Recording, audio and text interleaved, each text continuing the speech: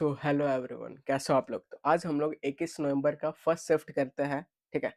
तो आज का अपना मोटिवेशनल लाइन क्या है, तो एग्जिट द कंफर्ट जोन। तो कंफर्ट जोन को आपको एग्जिट करना है। ठीक है। तभी आप कहीं पहुंच पाओगे। पहला आपका पूछ रहा है कि आइडेंटिफाई द इनकरेक्ट सेंटेंस। तो इसमें इनकरेक्ट कौन सा है वो अपने को देखना है। ठीक है। तो injured bird taken to the hospital. तो injured bird taken to the hospital, तो ये जो इंजर्ड है, ये इंजर्ड भाई डेफिनेट हो जाएगा कि वही इंजर्ड को आप ले जा रहे हो हॉस्पिटल, तो ये डेफिनेट हो जाएगा। तो इधर आपको द चाहिए जो कि द मिसिंग है, तो ए आपका आंसर आ जाएगा। ठीक है। ए पार्ट पे एरर हो जाएगा। द बेबी लाफ्ड, ये आपका सब्जेक्ट है, वर्ब है, on seeing itself in the mirror, बिल्कुल सही है। ठीक है। Which book is this? तो ये भी बिल्कुल सही है। Shakespeare was the most prolific writer that time has ever seen, तो ये भी बिल्कुल सही है। तो ए आपका आंसर आ जाएगा। अब सेकंड नंबर क्या है, तो आपको करेक्ट प्रेपरेशन से भरना है। The solution is not compatible. अब कंपैटिबल के साथ क्या आता है, क्या कंपैटिबल फॉर नहीं। ठीक है। कंपैटिबल टू ये भी नहीं लगता है, तो कंपैटिबल विथ लगता है, तो सी आपका आंसर आ जाएगा। आगे बढ़ते हैं। अब थर्ड नंबर क्या बोल रहा है, तो आपको करेक्ट फ्रेजल वर्ब से भरना है। तो she always dash her failures. ठीक है। To bad luck rather than taking ownership, तो वो क्या करती है, अपना फेलियर को बैड लक बोलती है, रैदर देन ओनरशिप नहीं लेती है, जिम्मेदारी नहीं लेती है फेलियर का, और बैड लक बोल के आगे निकल जाती है। ठीक है। तो she always dash her failures, तो पुट डाउन फेलियर्स की टर्न्स आउट फेलियर की ब्रेक्स इनटू फेलियर, तो ये सब नहीं होगा। बॉइल्स डाउन फेलियर ये भी नहीं होगा। ठीक है। टर्न्स आउट हर फेलियर, तो ये भी नहीं होगा। तो ए आपका आंसर आ जाएगा। तो पुट्स डाउन, तो वो कोई भी चीज को पुट डाउन करती है। ठीक है। तो अपने को ओनरशिप लेना चाहिए। तो फोर्थ नंबर क्या है, तो आपको करेक्ट स्पेलिंग से भरना है। तो इसमें अप्रोच काम आएगा। क्या काम आएगा, इधर ऐसे ऐसे दिख रहा है। ठीक है। जिसको आता है सीधा टिक मारो, आगे निकलो। जिसको नहीं आता है तो वो अप्रोच यूज करेंगे। तो यहाँ पे आप देखोगे टीन ये अलग नजर आ रहा है, इसको आप एलिमिनेट कर दोगे। उसके बाद देखोगे आर ए ऐसे ही नजर आ रहा है, एक में आई नजर आ रहा है, ये भी चला गया। ठीक है। तो दो ऑप्शन तो आप सीधा उड़ा दिए। अब यहाँ पे अब नॉलेज काम आएगा कि आर ए होता है कि आर ई होता है। तो बिल्कुल आर ए वाला होता है, तो ए आपका आंसर आ जाएगा। ठीक है। आगे बढ़ते हैं। फिफ्थ नंबर पूछ रहा है, होमोनेम पूछ रहा है, वर्ड क्या है, तो their first date was at an exhibition. तो पहला उसका जो डेट था एग्जीबिशन में था। ठीक है। तो ये मीटिंग वोटिंग का बात कर रहा है। ठीक है। तो मीटिंग वाला जहाँ सेंस आएगा आंसर नहीं होगा, जहाँ डिफरेंट सेंस आएगा आंसर आ जाएगा। The movie was a great choice for the first date, तो यहाँ पे मीटिंग वाला बात हो रहा है, आंसर नहीं होगा। ही इनवाइटेड हर डिनर डेट, ये भी ये मीटिंग वाला बात हो रहा है, आंसर नहीं होगा। They agreed to go on a second date. ठीक है। मीटिंग वाला बात हो रहा है। I need to check the expiry date, ये एक्सपायरी डेट वाला बात हो रहा है, ये रियल डेट वाला बात हो रहा है, दिनांक वाला बात हो रहा है, आंसर आ जाएगा। ठीक है। ये आपका आंसर आ जाएगा। एक डेट मतलब खजूर भी होता है। ठीक है। तो वो अलग चीज है। अब सिक्स नंबर क्या है, तो सिक्स नंबर एंटोनिम पूछ रहा है, वर्ड क्या है, तो एम्पलीफाई करना। तो कुछ भी चीज एम्पलीफाई मतलब उसको बढ़ा चढ़ा कर देना। तो एक्सपेंड मतलब भी बढ़ाना, मैग्नीफाई करना भी मैग्नीफाई कर देना, इंक्रीज करना भी, ये सब सेम जा रहा है। एक रिड्यूस कम करने का सेंस अलग जा रहा है, तो सी आपका आंसर आ जाएगा। ठीक है। आगे बढ़ते हैं। अब सेवंथ नंबर क्या बोल रहा है, तो आपको हाईलाइटेड पार्ट पे सही करना है। ठीक है। माई मदर क्या हो गया, सब्जेक्ट हो गया। गेव क्या हो गया, वर्ब हो गया। क्या दिया, हमको दिया क्या। तो अस आपका ऑब्जेक्ट हो गया। तो इसमें दो दो ऑब्जेक्ट है। ठीक है। और सम केक भी आपका ऑब्जेक्ट हो गया। तो दो दो ऑब्जेक्ट है, तो मेरी मम्मी क्या की, तो कुछ केक मुझे दी। ठीक है। किस लिए, टू ईट इट। ठीक है। तो ये जो केक है, पहला ही इधर ऑब्जेक्ट मिल गया, तो साफ साफ पता चल रहा है केक ऑब्जेक्ट है। तो फिर से उसके लिए आप इट क्यों यूज कर रहे हो, सीधा लिखो, टू इट लिखो। ठीक है। तो इट कहाँ ऐसा सीधा दिख रहा है, यहाँ दिख रहा है, ए आपका आंसर आ जाएगा। तो my mother gave us some cake to eat simply. ठीक है।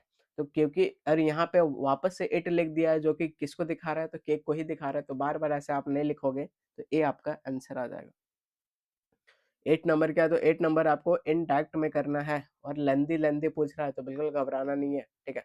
बस आपको इजी वर्ड ढूंढना है। इधर मुझे सबसे इजी क्या दिख गया, कैन दिख गया।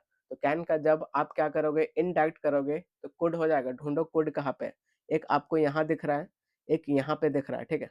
बाकी दो ऑप्शन एलिमिनेट हो जाएगा, दो ऑप्शन सीधा आप उड़ा दे रहे हो। अब इसको सही से पढ़ो। कुड गो देयर फॉलोइंग, और इधर है her mother did not want, यहाँ डज नॉट वांट, इधर क्या दिया डज नॉट, तो डज डज सेम तो रहेगा नहीं, वो भी चेंज होगा, तो ये वाला भी एलिमिनेट हो जाएगा, बी आपका आंसर आ जाएगा। ठीक है, तो इतना स्मूथ वे में आपको निकालना है ये सब क्वेश्चन। 9th नंबर क्या बोल रहा है, तो फिर से आपको क्या करना है, इनडायरेक्ट में करना है। ठीक है, तो फिर से आप इजी वाला ढूंढोगे।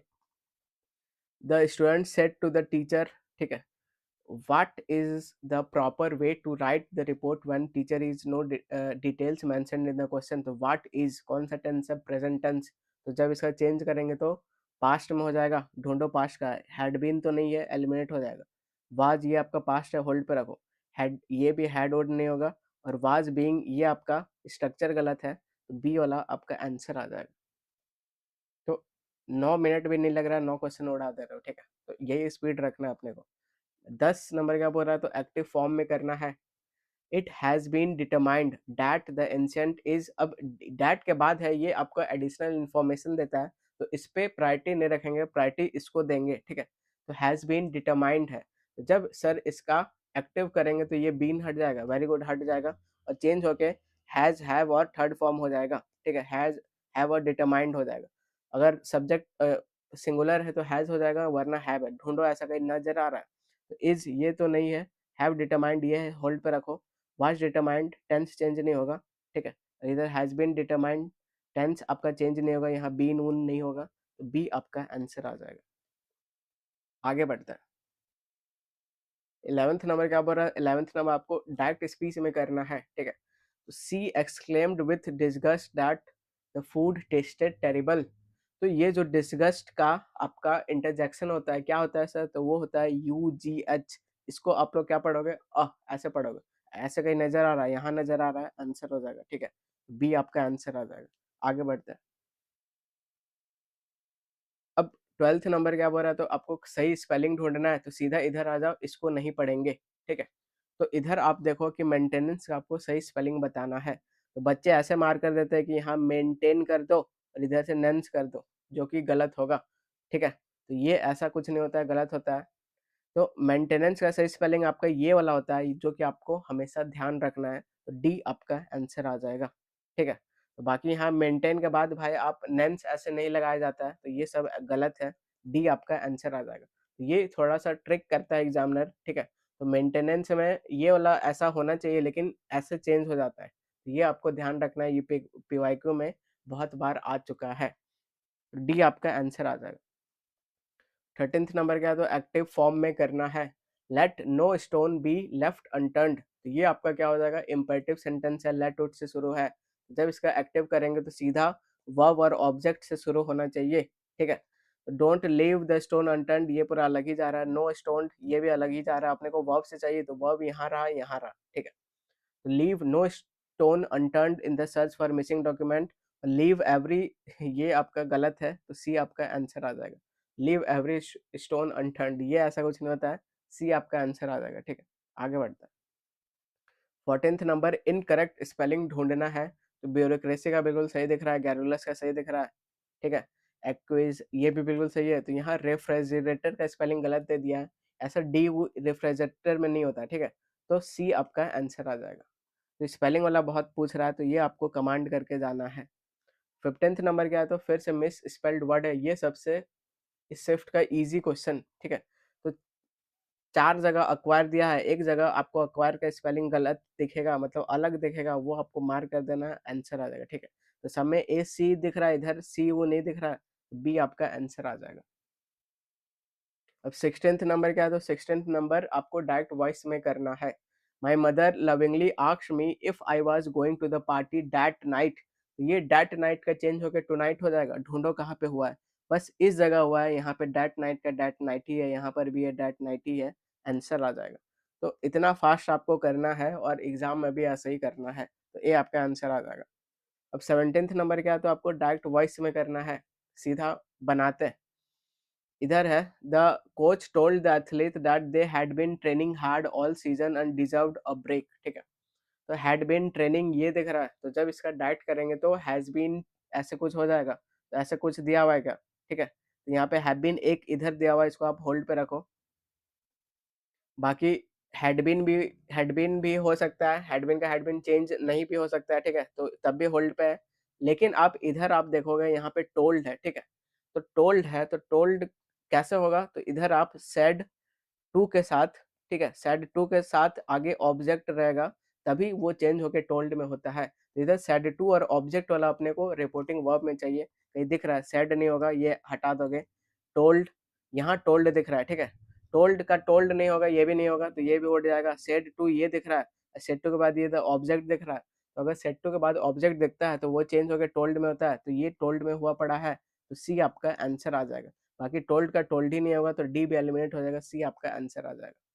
तो क्या किया मैंने, आपको समझ में आया? ठीक है, तो मैंने ये किया कि इधर मैंने टोल्ड देखा, टोल्ड किस में चेंज होगा, कैसे चेंज होगा? तो अगर सेट टू के बाद ऑब्जेक्ट दिखे दे, तो यहाँ पे सेट टू के बाद ऑब्जेक्ट दिख रहा है, तो सी आपका आंसर आ जाएगा। बाकी ना यहाँ है, ना यहाँ है, ना यहाँ है। ठीक है, आगे बढ़ते हैं। 18th नंबर क्या है? तो आपको पैसिव में करना है। पैसिव बोले तो बी का फॉर्म और थर्ड फॉर्म। इधर क्या दिख रहा है? Is to launch. जब इसका पैसिव में करेंगे तो इज टू बी लॉन्च्ड ऐसे हो जाएगा। कहाँ दिख रहा है? ये दिख रहा है, इसको आप होल्ड पे रखो। बाकी यहाँ आर नहीं होगा, विल बी नहीं होगा, और लास्ट वाला में क्या है? इज इंटेंडेड टू लॉन्च, ये चेंज ही नहीं हुआ है, तो ए आपका आंसर आ जाएगा। आगे बढ़ते हैं।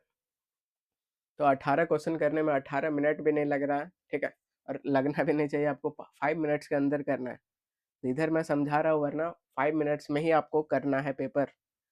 19th नंबर अब पैसेज आ गया, तो पैसेज को पढ़ेंगे नहीं, सीधा क्वेश्चन पे आएंगे। ठीक है, तो identify the sentence that contain a modal verb used to express possibility. ऐसा मॉडल वर्ब ढूंढना है जो पॉसिबिलिटी एक्सप्रेस करता है। मॉडल वर्ब इजी होता है, ठीक है, कैन, कुड, विल, ये सब आपको दिखेगा। ढूंढो जल्दी कहाँ पे है। इधर रिप्लेसेस, इधर तो नहीं दिख रहा है, एलिमिनेट कर देंगे। एम, ये भी नहीं दिख रहा है, एलिमिनेट कर देंगे। वाइल एक्सपर्ट विल स्ट्रेंथन, ये आपका विल के साथ ये आपका मेन वर्ब भी है, ठीक है, एलिमिनेट हो जाएगा। इधर कुड दिख रहा है, कुड के साथ वी वन, ठीक है, ये आपका मॉडल हो गया, ये वी वन हो गया, आंसर हो जाएगा। डी आपका आंसर हो जाएगा। तो यहीं पे मॉडल वर्ब दिख रहा है जो कि पॉसिबिलिटी दर्शाता है, कुड बिल्कुल दर्शाता है। ठीक है, अब 20 नंबर क्या बोल रहा है? तो 20 नंबर आपको बोल रहा है कि वर्ड जो है इसमें कौन सा जेरेंड है, रिसेप है कि लर्निंग है कि इम्फेसिस है कि रिप्लेस है।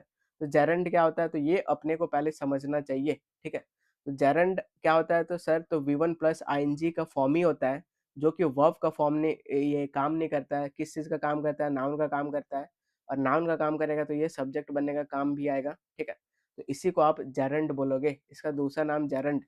तो आसान भाषा में क्या सर? आसान भाषा में ये कि वर्ब का फॉर्म जब वर्ब का काम नहीं करेगा, नाउन का काम करेगा, तो उसको जेरेंड बोलेंगे। तो V one plus ING form का ही दिख रहा है, ये दिख रहा है, आंसर आ जाएगा। ठीक है, बी आपका आंसर आ जाएगा। अब 21 नंबर क्या है? तो 21 नंबर, ये जो हॉलिस्टिक वर्ड है इसका आपको मीनिंग चाहिए।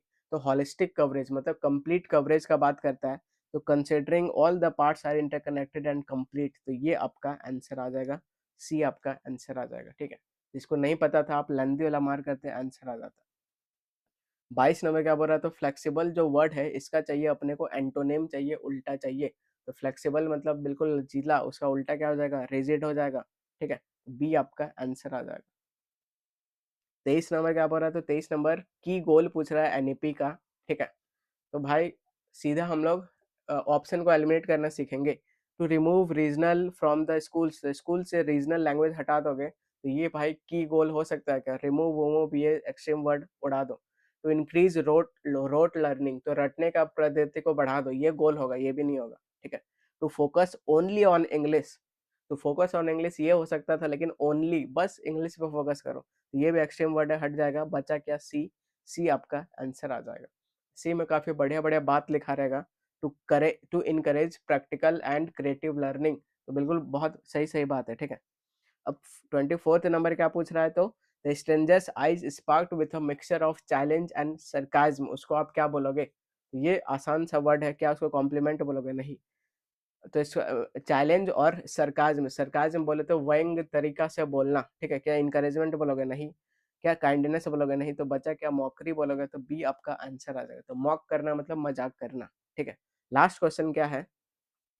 तो the word refers to graceful and balanced behaviour, तो ये पढ़ के पता चल रहा है कि कुछ पॉजिटिव टोन का वर्ड आना चाहिए। ठीक है, तो क्लमजी वमजी सब नेगेटिव टोन है, हट जाएगा।